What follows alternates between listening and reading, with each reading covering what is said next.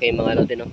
Welcome back sa channel natin at may panibago tayong project puro tubular yung ating gagamiting Raptor, no? Tubular na 2x4 by 1.5 daw yan, pero manipis, no? Manipis sa 1.5, mukhang 1.2 lang. At ito pala ay ano, no? Bahay to ni ni Kong dito sa Victoria. So dalawa kami ni ni Reggie, no. Ang gamit nating welding machine dito ay dalawa na rin para mabilis-bilis tayo, no? Dalawang Hercules, dalawang grinder din, no. Tig-isa kami, no. May cut off tayo. At pagka tubular, no, the best way na pagdugtong ng tubular ay ganitong gagawin nyo. Dahil mahaba to, 10 meters ito. Yung Raptor niya ay 10 meters. So, ang dugtong. So, ayan yung pagkakadugtong natin. Ito, straight lang to. Pero nakasuksok to sa loob. Ito naman ay hiniwa natin. And then, naka-overlap nito, nakasuksok sa loob. Para matibay, kasi kung tutok-tutok lang sa haba nito, may posibilidad na kaya wag mo na welding, may posibilidad na maputol yan. So ganito, no. So ayan, no. Itong isa ay biniyak, din ito naman ay sinuksok sa loob, ito naman ay nakapaloob para siguradong walang kabali, no. Tandaan nyo, yung mga tubular kasi malambot lang yan. Pagka tutungtungan natin yan ay kung hindi maganda ang pagkakadugtong nyo ay may posibilidad yan na mabali. So okay, no. Sa ngayon ay magdudugtong pa lang kami ng mga Raptor natin. So bali pitong piraso itong Raptor na ito.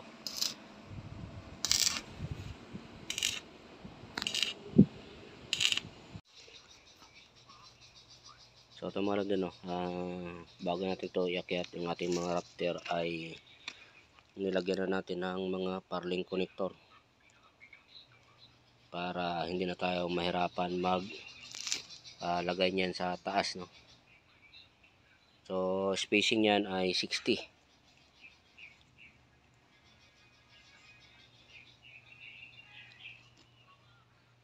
So pipinturahan natin yan doon na sa taas, no, kasama na sa pag pintura doon sa paglalagyan ng ng ating mga C-parlin.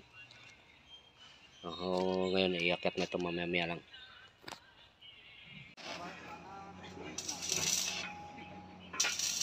So dito mga lodo, no, naglalagay na tayo ng mga Raptor, no. Ang gagawin natin dito, magdulo-dulo lang dito, saka yung nandun sa dulo nakabit na din, tatansian lang natin. Pero ito naman, meron naman tayong dito, may level na rin kasi to, no. Nilibel na rin natin itong mga to at naka-prepare na yung pagpapatungan ng ating Raptor, no. Pero siyempre para sa double checking natin, meron pa rin tayong tansi na gagamitin. Then yung nasa dulo ay tatansian din yan bago natin ipipix yung nasa baba na yon, para makita natin kung mag-aangat ba tayo. So usually gagawin natin dyan, mag-aangat tayo, no. Ayaw din kasi natin ang magsinsil, no. So pinaka mataas yun yung ating kukuhanan ng base. So lalagyan muna ng kanyan ng tansi bago natin ipipix. So parang ganito din, no, lalagyan din to ng tansi. At dito dahil may asintada pa to dito, so pagka ganitong may asintada, ang gawin nyo ay sa loob yung paglagay nyo ng Raptor para makapag-asintada yung mga mason, no, sa labas, no. Loob ang Raptor natin, loob. So mahaba to, mahaba, no. Itong ating opening ay 8 meters, no, plus merong 1 meter na bulada paikot. So kaya itong ating Raptor ay 10 meters, no. Lulundo ito kung di natin gagawa ng paraan. So pagka bago tayo maglagay ng parlina dito, lalagyan natin ito ng tukod. Itong ating raptor, lalagyan ng tukod yan para hindi lumundo. Kasi pag tinungtungan natin yan, pag naglagay tayo ng parlina, ay malamang sa malamang ay mababali yan. So yung tukod na yon ay hindi na natin aalisin yon hanggat hindi tayo natatapos magbubong. No, kasi pagka tinanggal natin yon at nagbubong tayo, kung lundo na yung pag nakayero na ay lulundo na yon. Hindi na natin mababago.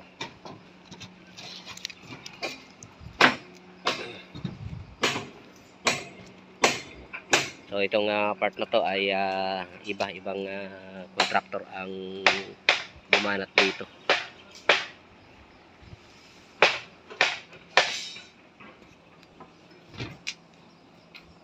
So parling connector yung paglalagyan ng ng ating tansi. Kasi iisa lang ang sukat naman yan. Ilahin mo, Meggy.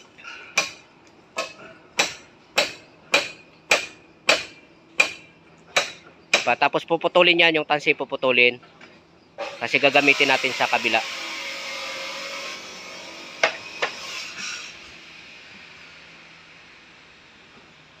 Mixin naman ang pagkakaputol mo. Up. So yun yung natin. Pinaka-reference tong tansi na yan na pinakabit ni Reggie. Then proceed na tayo dito sa may mga poste. So dito yung pagitan niyan. So yung nilagay nila na bakal ay isang piraso lang, no. So sapat yan dalawa. So gagawa na lang natin ng paraan yan. Dahil supposedly dapat meron na itong mga asintada. Dito kasi mayroon silang lintel beam dito na ilalagay. So dahil nagmamadali na rin, no, mauna na tayo sa kanila, pwede naman. Alright, okay to, tingnan nyo mga lodi yung natin, no, yung tansi natin, no.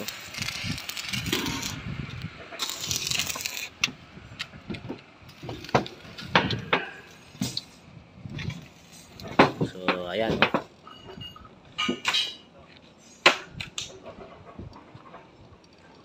napaka-importante ito, itong may tansi. Kahit na i-level nyo pa yan, ay kailangan manigurado kayo. At ito, ang tansi na to, ang dala na nito ay yung taas niya at yung alignment ng ating mga parling connector.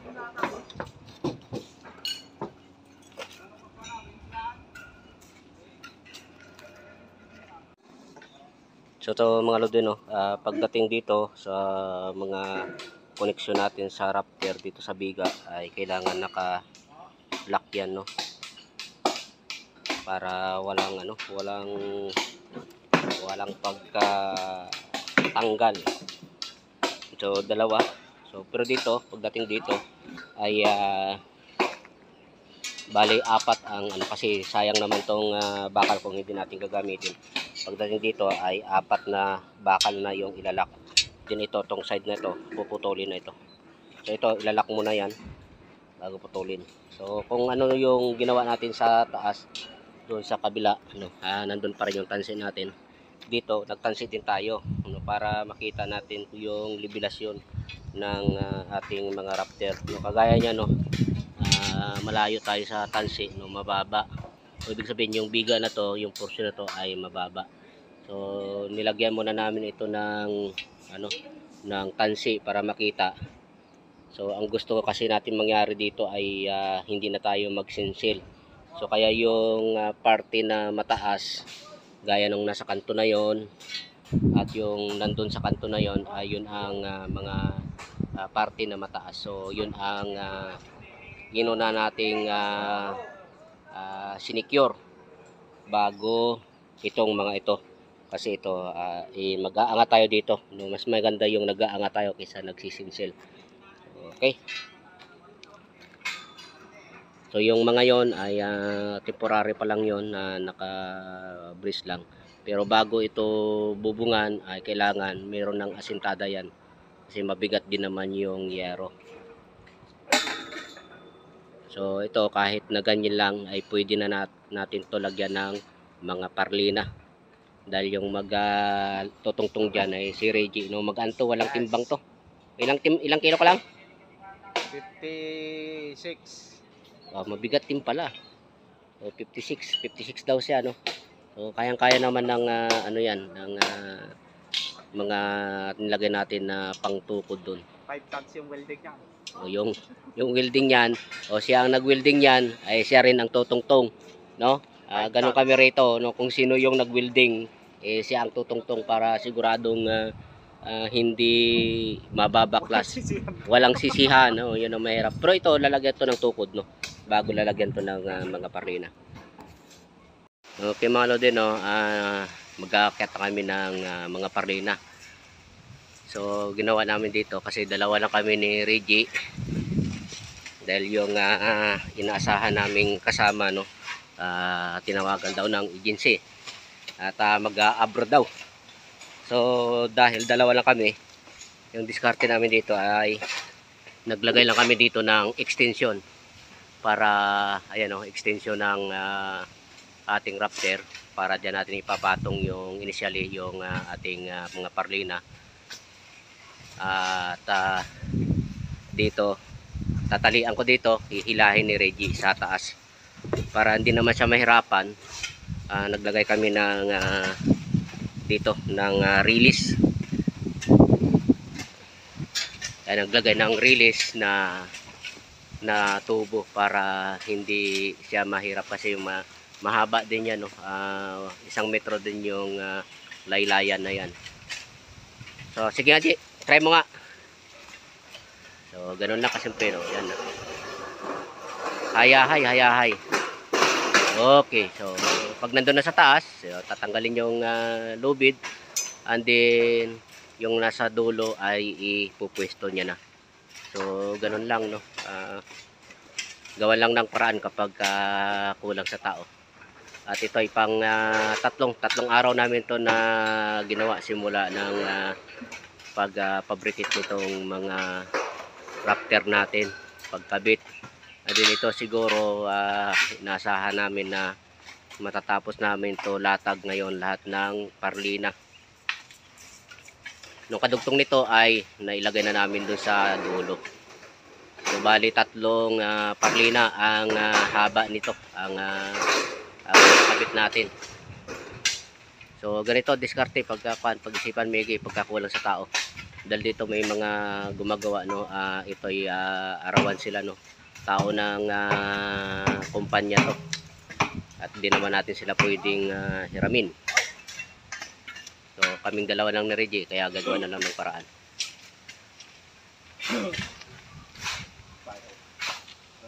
So mga laki, dito sa side na to maglalagay na rin tayo ng sanipa. So yung nilalagay ni Munching na angle bar, diyan kasi sila tutungtong. So para hindi lumundo yung mga parlina na yan kapag tinungtungan nila. At the same time yan din yung mag-align ng mga parlina natin, no, para pag nagsalpak tayo ng ano dyan, ng sanipa ay madali na lang. At dito pala mga lodi, no, bahagi ko lang sa inyo yung ginawa namin dito. Yan, nilagyan namin ng mga tukod dyan kasi malambot yung tubular, no. Di 4 lang yan, 2x4. At mahaba ito, yan ay ang loob yan ay 8 meters, no. Ang kabuang haba niyan ay 10 meters. So kaya yung 8 meters ay napakahaba para dito sa tubular na yan. So possibly dapat 2x6 dapat, o di kaya channel bar na makapal para hindi lumundo. So kasi dito sa amin ang amin ano lang dito ay ano lang siya, no, labor lang. So yung materialis nito ay sa kanila. So kaya kung ano yung nanditong materialis, yun ang ikakabit natin. Pero medyo may pagkakamali lang sa materialis dito dahil malambot talaga yung ano na yan, yung tubular na yan, kaya naglagay kami ng tugod. Kung pasamantala o tatanggalin yan kapag meron na siyang bubong, kasi hindi natin pwedeng tanggalin yan na wala pang bubong at may tao pa sa taas. Lulundo yan at pag nilagyan natin ng yero, so hindi na yan babalik. Kung may yero na yan, lundo na talaga. So, kaya nilagyan natin ng tukod, no? So, sa mga nagpapagawa ng bahay, so dapat ng materyales yung bibilhin nyo para hindi kayo magka-problema. So ito okay din naman to, kaya lang hindi rin maiwasan talaga na ito na pagka natapos ito, dahil mabigat yung yero, ay lulundo ito ng bahagya. Kaya kung napapansin nyo, medyo mataas ng konti itong tinukura natin para makompensate niya yung paglundo nito. Kung lumundo man yan, bahagya na lang, kasi dito pa lang ay tinukura na natin ng nasa around 2 cm yung taas nitong mga tukod natin, para pag tinanggal natin tukod nito, kung bababa man siya, dahil iyan bubuhusan na yung mga poste niyan at may lintel beam dyan, siya na yung kakapit, siya na yung pipigil para hindi siya gaanong lumundo. At siyempre pag nilagyan ito ng kisame, dyan din kakapit yung kisame, mabigat din yung kisame. So isa pa yun sa pagdadagdag ng bigat na bubuhatin itong ating mga rafter. Kaya dapat dito ay channel bar o di kaya tubular man na 2x6 hindi na makapal. So dahil labor lang tayo rito, no? Trabaho natin dito ay kabit lang ito, buuin lang. Ang materials ay sa kanila, so wala tayong magagawa. Okay, so nakapagkabit na tayo ng sanipa sa taas tsaka sa baba. So ito na lang ito dito, at marami kasing puno yung bandaron ay mapuputulan pa yon. Yun ang hinihintay natin. Pag naputol na yon, saka pa lang tayo maglalagay ng sanipa doon, kasi merong sanga ng mangga na pwedeng sumabit yung ating sanipa, kaya yun may tao doon na pumuputol. At ayun, dumating na rin yung ating insulation, matras na.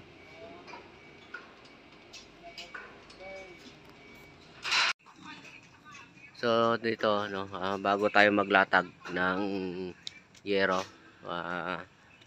ugali naming sukatin muna yung taas tsaka baba, kasi hindi may iwasan yan na magkaroon ng maliit na diferensya, lalo pat dito lang tayo nakabisa sa biga, no, sa labas ng biga.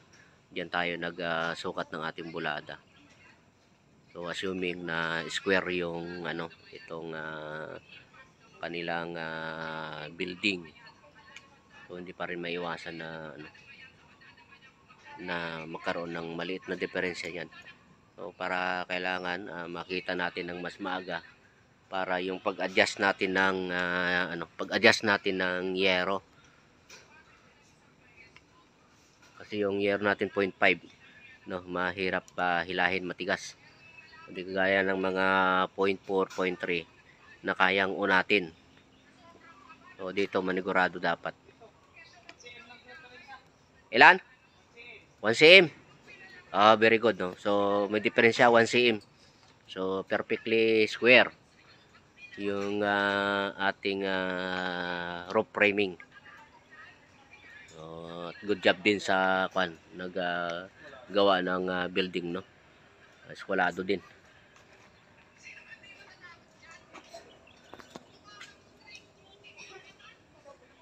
So yun ang unang-unang ginagawa namin bago mag-akyat ng yero.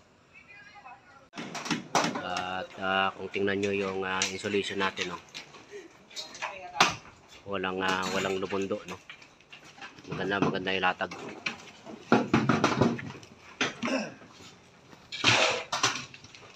Meron pang dito, meron pang tao dito na lang sa gilid.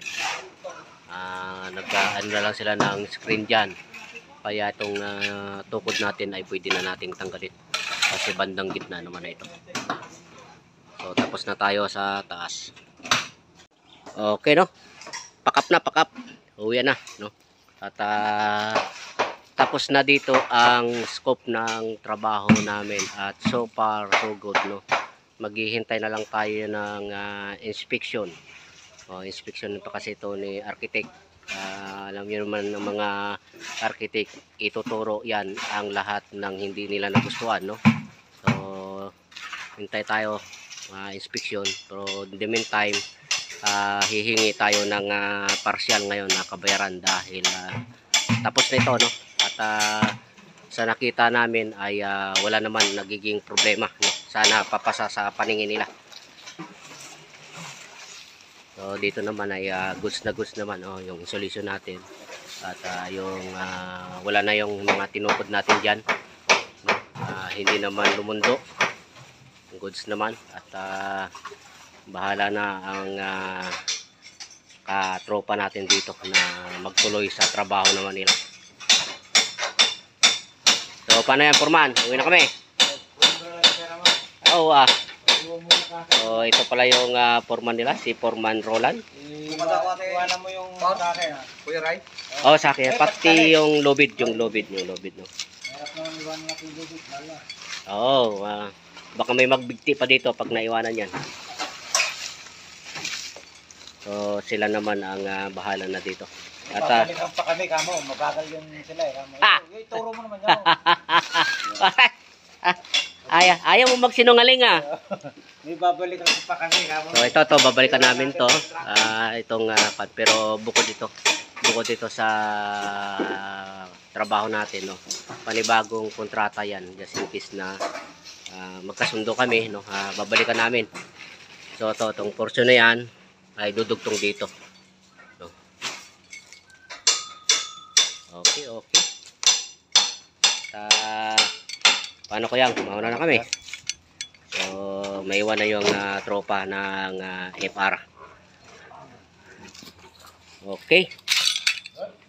Good.